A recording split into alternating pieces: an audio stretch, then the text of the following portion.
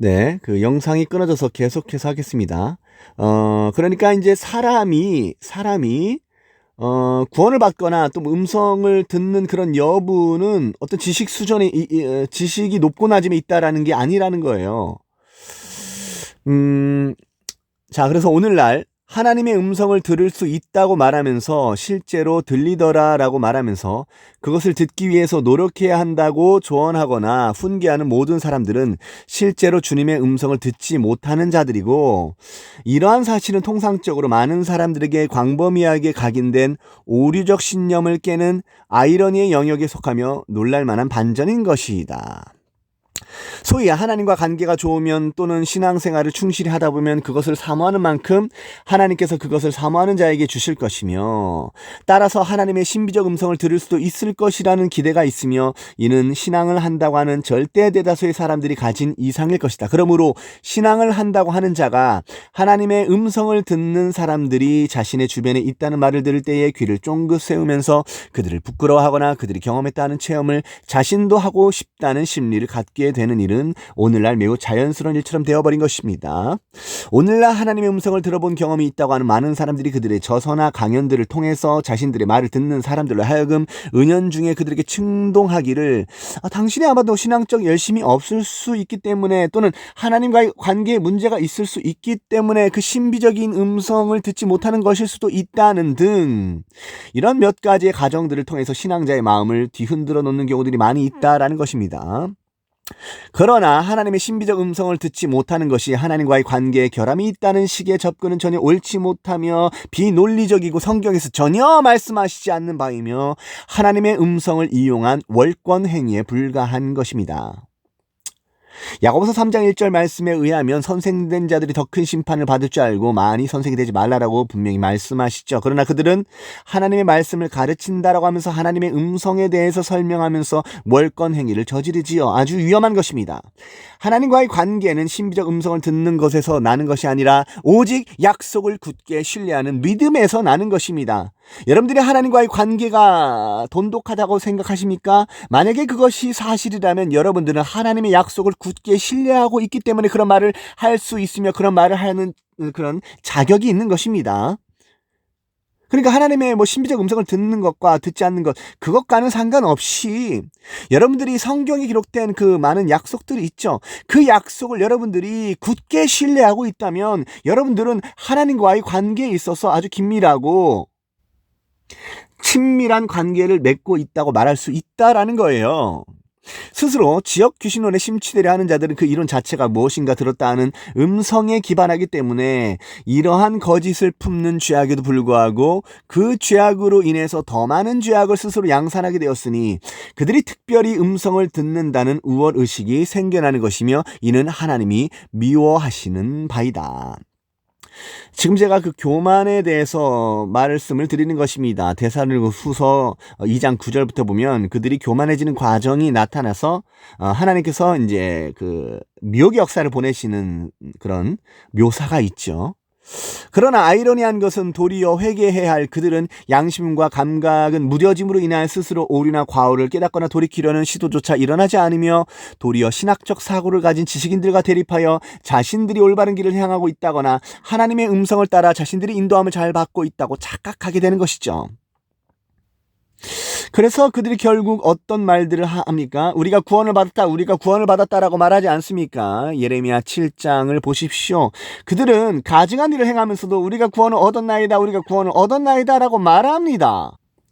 그러니까 구원의 확신이라고 하는 것은 거짓 교리를 신봉하는 자들, 허탄한 사상에 심취되는 자들과 우상숭배와 미혹에 빠지는 자들도 갖고 있다라는 거예요. 오늘날 그런 자들이 한국교회에 많이 있을 수 있다라는 사실을 여러분들은 염두하셔야만 할 것입니다. 혹시 나는 아닌가라는 생각을 할 수도 있게 될 것입니다.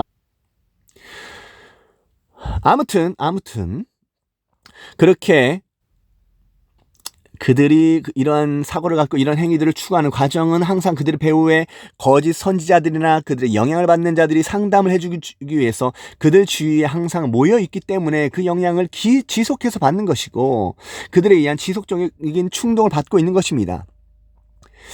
교리와 관계라는 이분적 대립을 통해서 교리만으로는 안 되고 관계까지 나아가야 한다라고 하는 그럴싸한 진술을 곡해해서 여기에 이제 강조적 의미를 덧붙여서 많은 사람들이 오늘날 복음주의권에서 교리가 아니다 관계다 이렇게 말하는 사람들이 많아지기 시작했죠. 종교가 아니라 관계다라고 말하는 사람들이 많아지기 시작했습니다.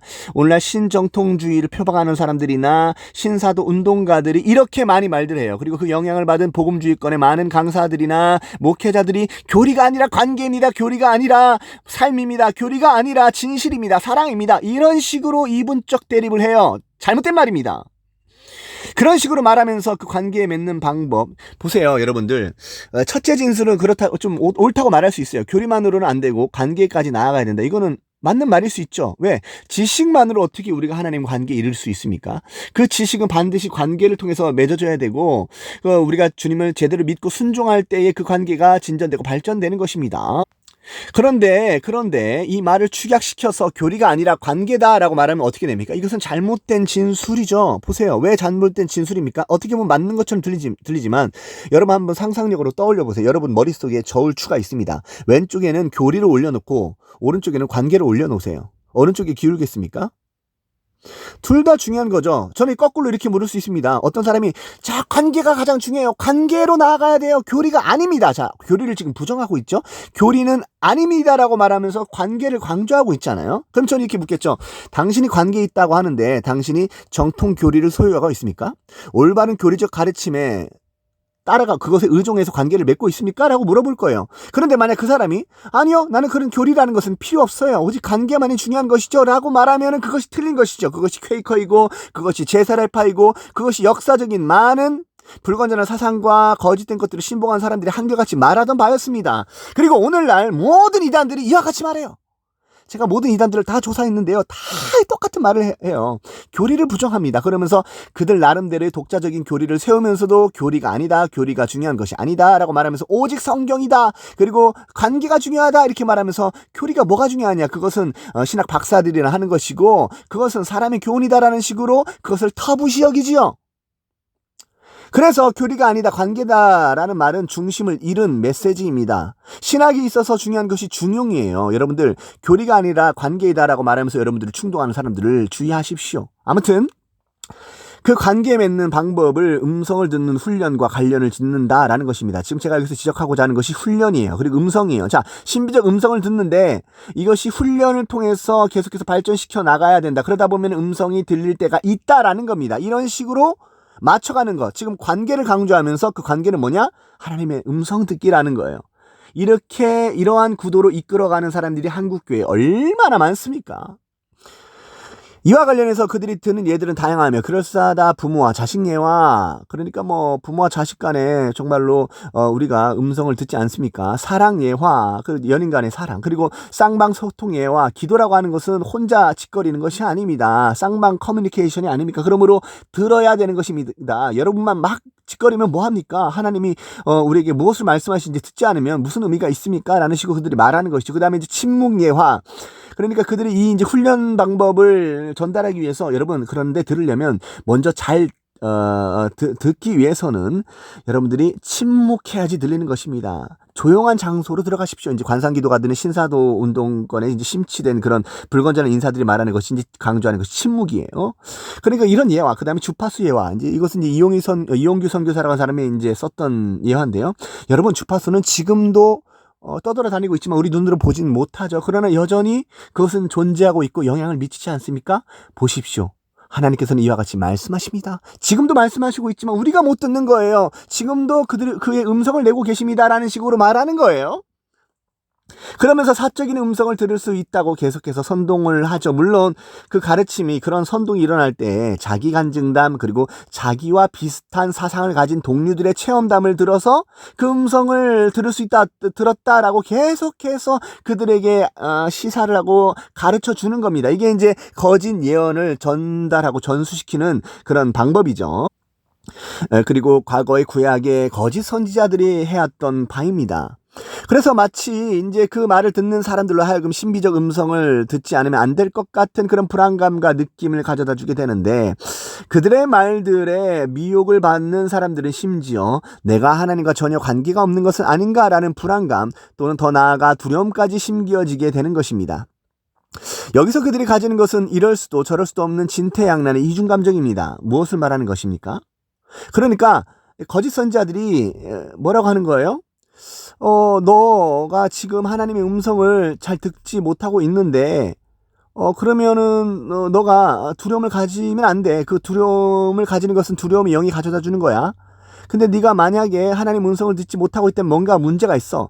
그러니까 불안한 감정을 가져다 주면서 또한 불안한 감정을 가지면 안 된다라는 듯이 이 두 가지 감정이 같이 들기 위해서 아주 사람을 괴롭게 하는 거예요.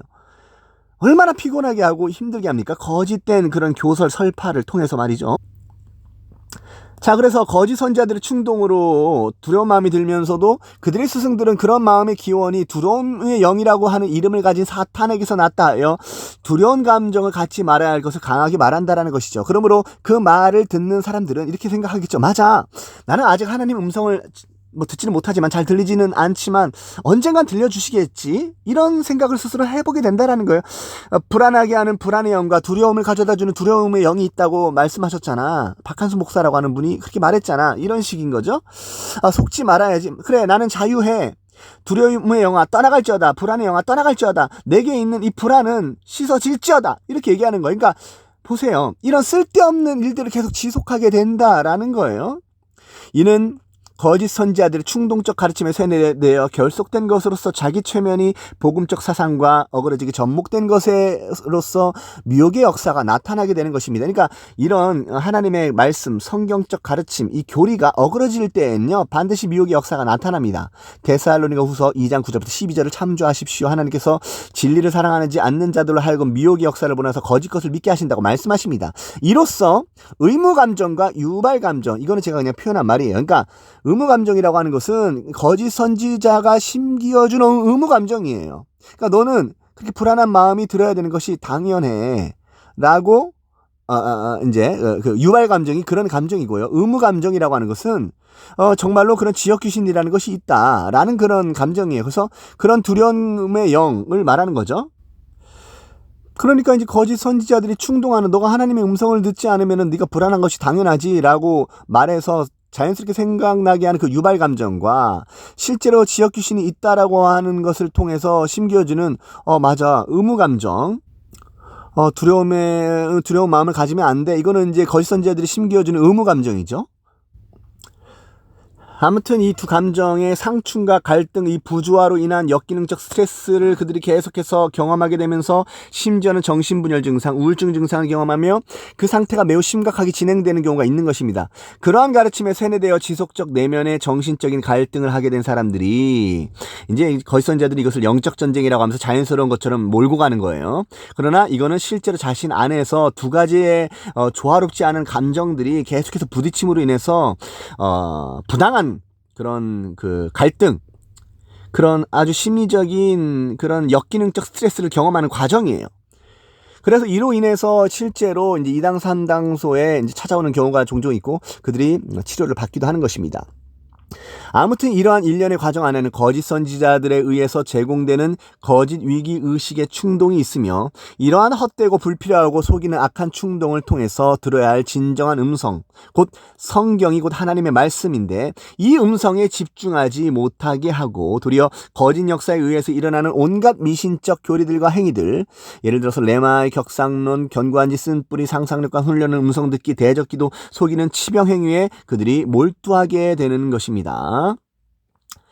자, 지금 이제 여기까지 살펴봤고, 제가 이미 이제 말씀드렸다시피, 이제는 박효진 장로라고 하는 사람에 의해서 이제 뭐 어떤 일들이 일어나는지 제가 다음 편 영상에서 여러분들에게 소개하도록 하겠습니다.